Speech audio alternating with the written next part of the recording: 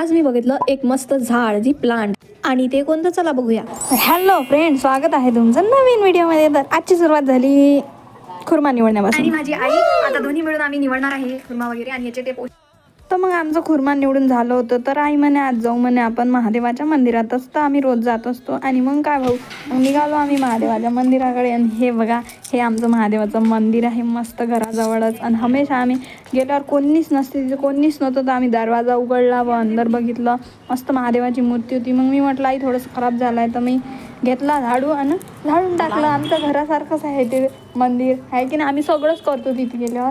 पण मग आम्ही हे बघा झाडून टाकलं आणि मग मस्त महादेवाची पूजा वगैरे करून निघालो। तर तिथं काय मंदिरातच लागलं होतं शमीपत्राचं शमीपत्राचं झाड म्हणतात याला, मला माहीत नव्हतं काटेरी होतं। आणि मग काय फ्रेंड्स, आम्ही शमीपत्राचं झाड पाहून निघालो घराकडे जाताना बघा आमच्या घराच्या इकडे बघा एक हा पिंजरा आहे पक्ष्यांचा, विविध प्रकारचे कलरचे पक्षी आहे इथं बघू शकता, बर्ड्स आहे, खूप क्यूट दिसत होते ते। त्यांचा दाना खाण्याचा वेळ झाला होता म्हणे। आणि मग पोचलो घरी, तर घरी पाहिलं तर कोणीच नव्हतं, पप्पा पण घरी नव्हते। मग आम्ही म्हटलं कुठे गेले, तर जर संध्याकाळचा वेळ झाला होता, मग आम्ही दिवा वगैरे लावून हरिपाठ करून घेतला आईसोबत। तर इकडे आम्ही गेले होते कळीगोडे आणि चतुर्थी होती, तर आई इकडे मोदक वगैरे करत होती, गुळाचे मोदक केले होते आईनं, तर तुम्ही बघू शकता। आणि मी ते तळून टाकले।